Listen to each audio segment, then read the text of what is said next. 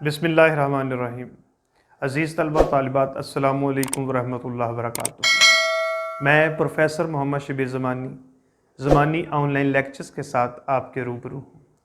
अज़ीज़ तलबा तालिबात, आज हम साल अव्वल के निसाब में शामिल अज़ीम शायर, अफ़साना निगार, नक्काद और सहाफ़ी अहमद नदीम कासमी की दूसरी गज़ल पढ़ने जा रहे हैं। आपका शुमार जदीद और तरक्की पसंद शुअरा में होता है। आपकी शायरी में एक तरफ क्लासिकी सज धज मौजूद है तो दूसरी तरफ जदीद अंदाज़ व आहंग भी पाया जाता है। इनकी गज़ल के क्लासिकी मिजाज पर छठी दहाई की गज़ल ने भी गहरे असरात मुरतब किए। इसके साथ साथ तरक्की पसंद नज़रियात भी आपकी शायरी पर गालिब रहे, लेकिन कमाल ये है कि उन्होंने कलाम को महज नारा नहीं बनने दिया, बल्कि इसे फ़न के तमाम तकाज़ों से भी मुज़य्यन किया।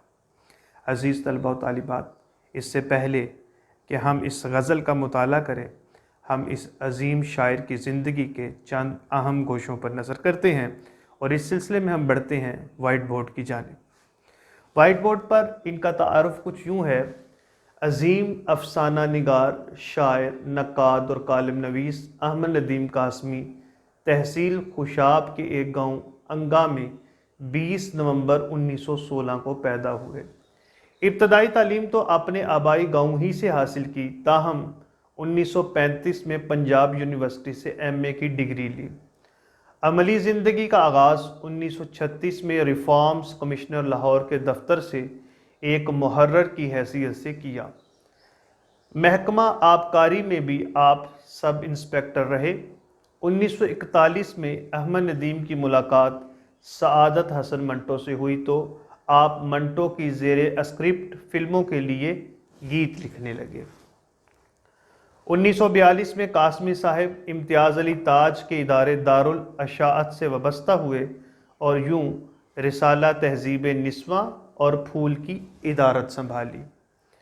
आप 1949 में अंजुमन तरक्की पसंद मुसन्निफ़ीन के जनरल सेक्रेटरी मुंतखब हुए। फिर अंजुमन की मुक़तदरा मुखालिफ सरगर्मियों के बायस 7 माह पाबंदे सिलासल भी रहे, यानी जेल में ज़िंदगी बसर करनी पड़ी। कासमी साहब ने 1963 में अपना रिसाला फ़नून भी निकाला, लेकिन आप 2006 को लाहौर में वफ़ात पा गए। कासमी साहब को उनकी खिदमात के एतराफ़ के तौर पर आदमजी अवार्ड, प्राइड ऑफ परफॉर्मेंस और सितारा इम्तियाज़ से भी नवाजा गया। शायरी में रिमझिम, जलालो जमाल, शोलाए गुल, दश्ते वफ़ा और अफसानों में नीला पत्थर, कपास का फूल, घर से घर तक इनके अहम मजमुए शुमार होते हैं। तो अज़ीज़ तलबा व तालिबात, अब हम बढ़ते हैं पहले शेर की जानिब। पहला शेर कुछ यूँ है: अब तो कुछ और ही एजाज़ दिखाया जाए, शाम के बाद भी सूरज न बुझाया जाए। एजाज़ मोजज़ा मतलब खिलाफ अक्ल बात, रिवायत से हट कर बात। सूरज वैसे तो रोशनी का मंबा है, एक सियारा है, लेकिन यहाँ इससे मुराद उम्मीद, रोशनी, खैर और तरक्की है, यानी ये इस्तारातन इस्तेमाल हुआ है। इस तरह मफ़हूम हमारे सामने कुछ यूँ है: अब कोई ऐसा मोजज़ा सरज़द हो कि शाम ढलने के बाद भी सूरज की रोशनी कायम रहे। तो अज़ीज़ तलबा व तालिबात, इस तरह हमारे सामने चंद अहम निकात आते हैं। जैसे कि पहला तो ये है कि ये शेर बतौर मतला यहाँ बयान हुआ है। मतला यानी पहला शेर है और दोनों मिसरों में काफ़ी और अदीफ भी मौजूद हैं। सूरज उम्मीद, रोशनी, खैर और तरक्की का इस्तारा है। साइंसी तरक्की की तरफ इशारा किया गया है। तरक्की पसंद नज़रियात का प्रचार किया गया है। शाम जहालत, तनज़्ज़ुली, बुराइयों और उदासी का इस्तारा है। और यहाँ एक ख़ारजी पहलू भी हमें मिलता है जो कि महबूब की याद से जुड़ा हुआ है। शाम की उदासी और याद महबूब, ये ख़ारजी पहलू है। अज़ीज़ तलबा व तालिबात, जैसा कि मैंने अभी बयान किया कि ये शेर इस गज़ल का मतला है। मतले में शायर ने मुख्तलिफ़ जहतों पर बात की है, या यूँ समझ लीजिए कि ये शेर मुख्तलिफ़ पहलुओं को उजागर करता है। अज़ीज़ तलबा व तालिबात, दरअसल ये जदीद शायरी है اور جدید شاعری کا کمال ہی یہ ہے کہ یہ مختلف جہتوں پر لکھی جاتی ہے، یا یوں سمجھ لیجیے ملٹی ڈائمینشنل ہے، اس کی کوئی ایک جہت، ایک پہلو نہیں ہے۔ تو یہاں بھی مختلف جہتوں پر بات ہو رہی ہے، جیسے کہ اگر ہم اس شعر میں سورج کو استعارہ مانیں تو یہ سب سے پہلے ہمیں سائنسی ترقی کا استعارہ جو ہے وہ نظر آتا ہے۔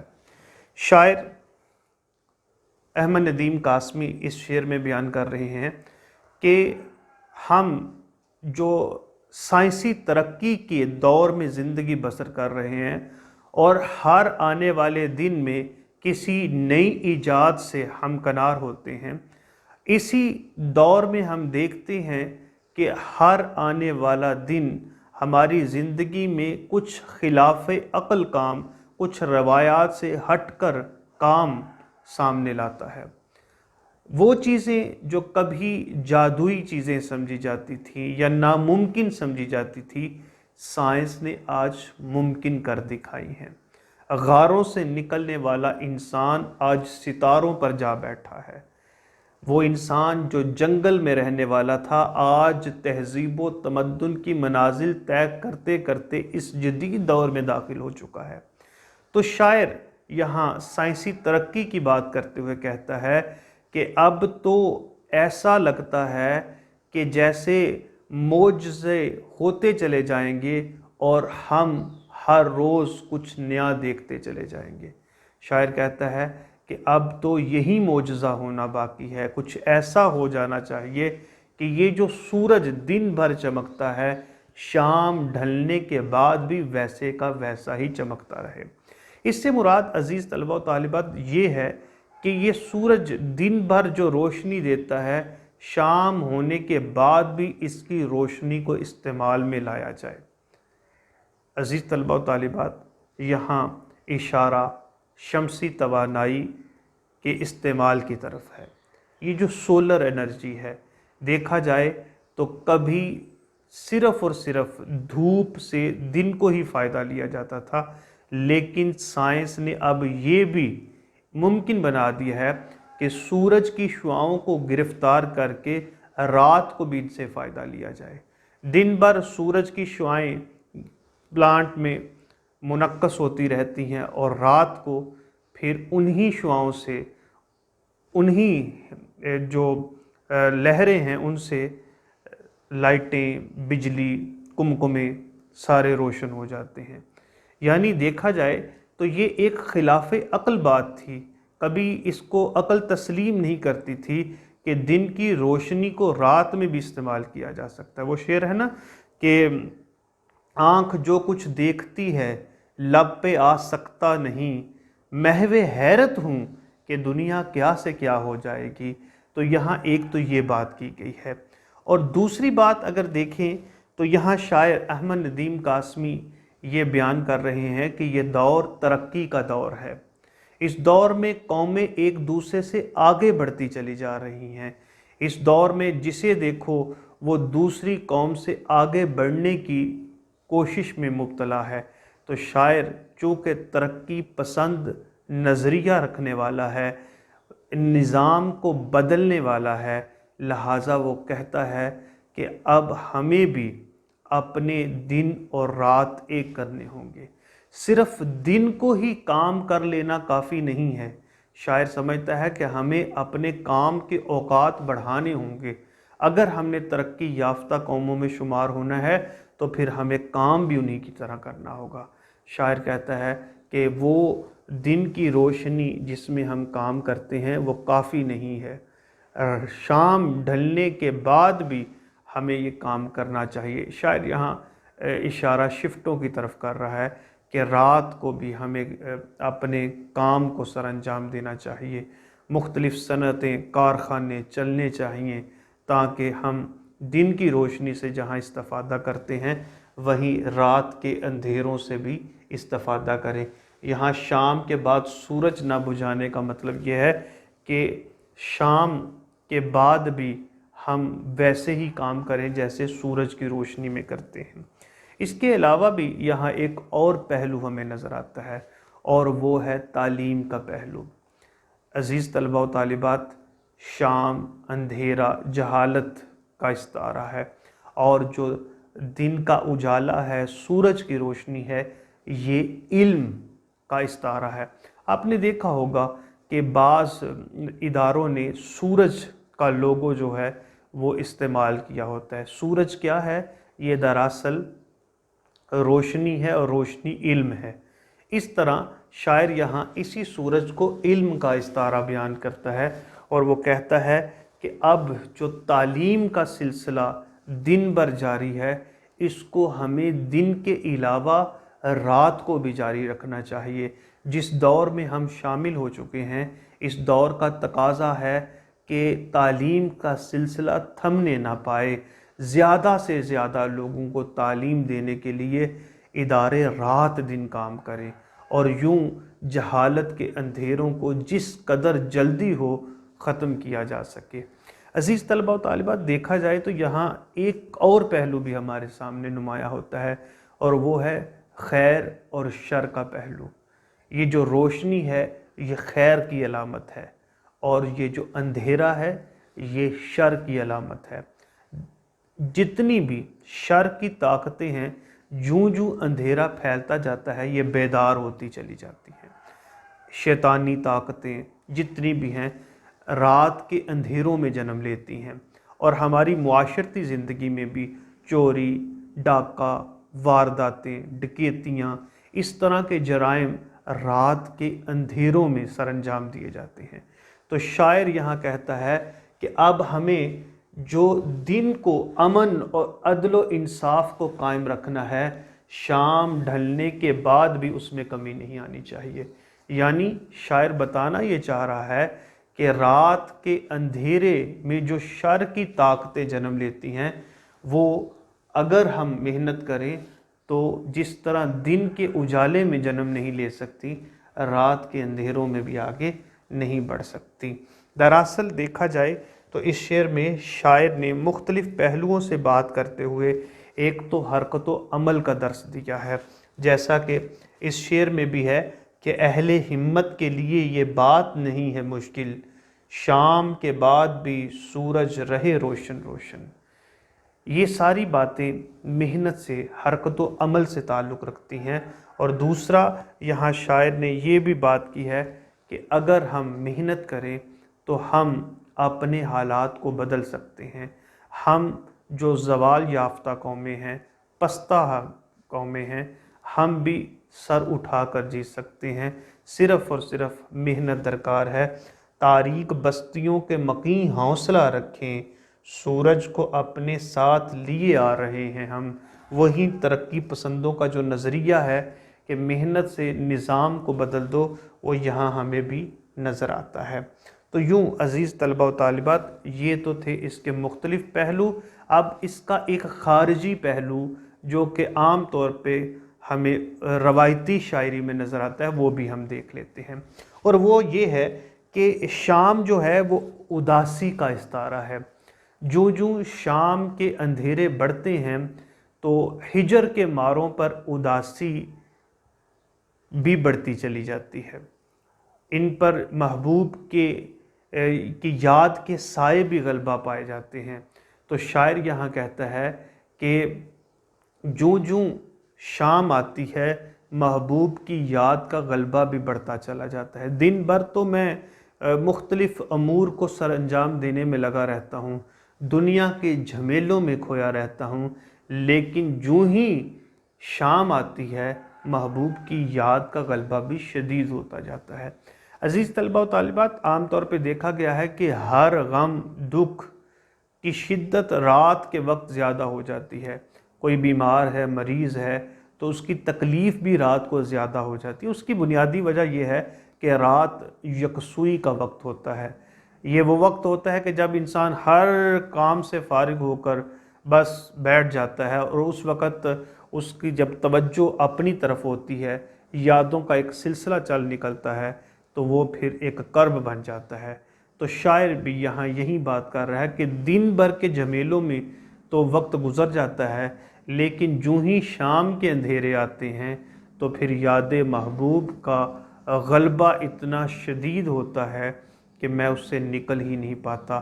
تو اب میری یہ تمنا ہے، یہ خواہش ہے کہ یہ دن بھر جو سورج چمکتا ہے وہ رات کو بھی چمکتا رہے، کہ نہ مجھے یکسوئی حاصل ہو، نہ تنہائی حاصل ہو، نہ محبوب کی یاد کا غلبہ اتنا شدید ہو اور مجھ پر کرب اور اذیت کا دور یوں گزرے۔ تو عزیز طلبہ و طالبات، اس طرح سے ہم دیکھیں تو مختلف جہتوں کے ساتھ یہ شعر جدید شاعری کا بہترین شعر ہے۔ اب بڑھتے ہیں ہم دوسرے شعر کی طرف۔ دوسرا شعر کچھ یوں ہے: نئے انسان سے تعارف جو ہوا تو بولا، نئے انسان سے تعارف جو ہوا تو بولا، میں ہوں سقراط مجھے زہر پلایا جائے۔ اس میں نیا انسان سے مراد عہد حاضر کا انسان ہے، جدید دور کا انسان ہے، اور تعارف جان پہچان ہونا۔ سقراط، سقراط یونان کا عظیم دانشور جس نے ایتھنز کے نوجوانوں کو تعلیم پر ابھارا تھا۔ اس کا مفہوم یہ ہے کہ دور حاضر کے انسان سے جان پہچان ہوئی تو اس نے کہا میں اس زمانے کا سقراط ہوں، مجھے بھی زہر پلا دیا جائے۔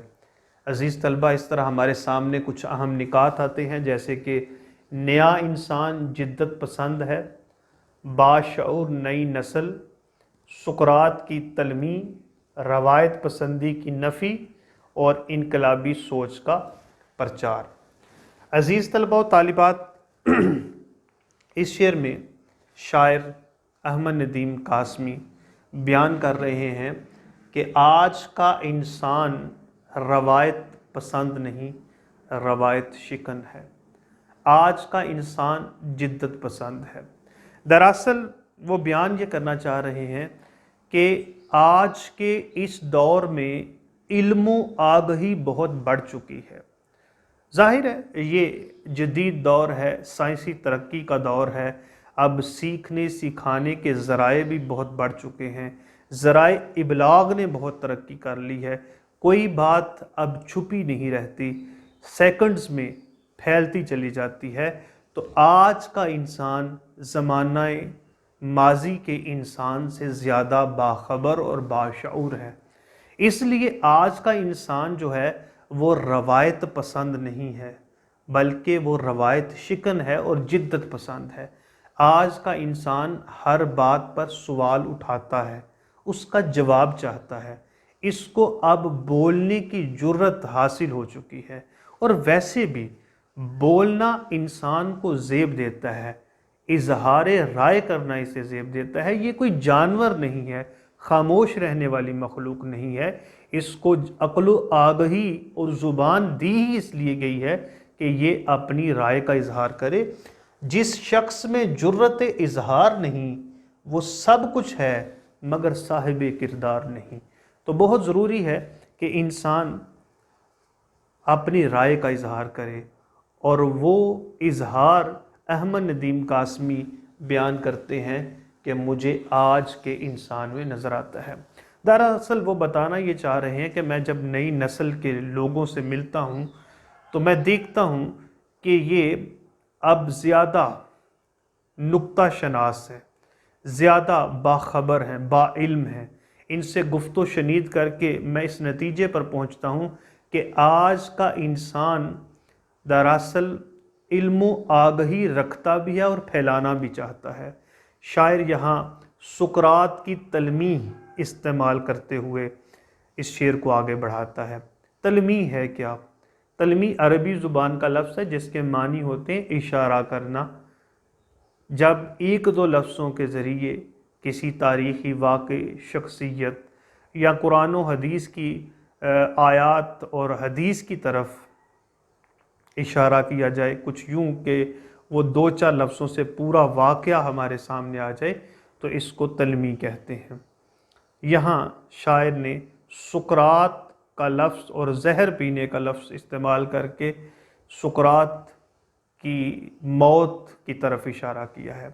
سقراط دراصل یونان میں ایک دانشور تھا جو علم و آگہی کی بات کرتا تھا، علم کے فروغ کی بات کرتا تھا، وہ علم کے ذریعے معاشرے کو بدل دینے کی بات کرتا تھا۔ لیکن عزیز طلبہ و طالبات، اس دور کے حکمرانوں نے اس سقراط پر بغاوت کا مقدمہ درج کر دیا۔ کہا گیا کہ یہ لوگوں کے نظریات بدلتا ہے، لوگوں کو حکومت کے خلاف اکساتا ہے، اور اس طرح بغاوت کے مقدمے میں اس کو سزائے موت سنائی گئی۔ سزائے موت میں اس وقت زہر کا پیالہ پلایا جاتا تھا، جو کہ سقراط نے ہنس کر قبول کر لیا اور اپنے نظریات کا پرچار کرتے ہوئے خوشی خوشی یہ شخص دنیا سے رخصت ہوا۔ تو شاعر کہتا ہے کہ جس بات پر سقراط کو زہر کا پیالہ پینا پڑا تھا، وہ بات آج کے انسان کے لیے کوئی بڑی بات نہیں ہے۔ آج کا انسان سقراط کے انہی نظریات کا پرچار کرتا ہوا نظر آتا ہے، اور آج کا انسان اگر انہی نظریات کا پرچار کرتا ہے تو پھر تو آج کے ہر انسان کو زہر کا پیالہ پلایا جانا چاہیے، کیونکہ یہ بڑی پرانی ریت ہے کہ جو بھی حق اور صداقت کی بات کرتا ہے، سچائی کا علم اٹھاتا ہے، اس کو مار دیا جاتا ہے۔ جیسے کہ کہا گیا ہے، حق بات پہ تعزیریں کچھ آج نہیں کوثر، بے درد زمانے کی یہ ریت پرانی ہے۔ تو شاعر کہتا ہے کہ اس لحاظ سے آج کا انسان تو سقراط کے نقش قدم پر ہے، تو پھر وہ زہر پلائے جانے کے قابل ہے۔ دراصل شاعر احمد ندیم قاسمی چونکہ ترقی پسند تحریک سے وابستہ ہیں، اس لیے ان کے ہاں نظام کو بدل دینے کی بات ہے، ان کے ہاں علم و آگہی کے ساتھ آگے بڑھنے کی بات ہے۔ تو وہ یہاں یہ بیان کرنا چاہ رہے ہیں کہ آج کا انسان جو ہے وہ روایت پسند نہیں ہے، بلکہ روایت کی نفی کر کے نئی روایات کو جنم دینے والا ہے، اور یہی وہ چیز ہے جس سے قومیں ترقی کرتی ہیں۔ یہی وہ چیز ہے جس کی بنیاد یونان میں سقراط نے ڈالی تھی، اور پھر علم و آگہی پھیلتے پھیلتے یونان ترقی یافتہ ہو گیا تھا، اور یہی وہ بات ہے جو احمد ندیم قاسمی سمجھتے ہیں کہ آج ہماری نوجوان نسل میں بھی ہے۔ اگر یہ نوجوان نسل یہ مرحلہ طے کر گئی تو پھر اسے ترقی سے کوئی نہیں روک سکتا۔ جیسا کہ شعر میں بیان ہوا ہے، آئینے نو سے ڈرنا، طرز کہن پہ اڑنا، منزل یہی کٹھن ہے قوموں کی زندگی میں۔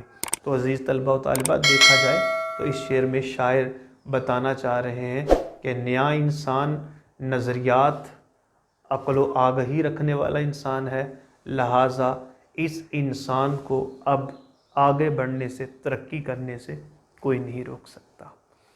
تو عزیز طلبہ و طالبات، یہ تھے آج کی اس غزل کے پہلے دو اشعار۔ انشاءاللہ اگلے لیکچر میں ہم اگلے تیسرے اور چوتھے شعر کے ساتھ حاضر ہوں گے۔ میں امید کرتا ہوں کہ آپ کو ان دو اشعار کی فہم حاصل ہوگی۔ باقی انشاءاللہ اگلے لیکچر میں، تب تک کے لیے اللہ حافظ۔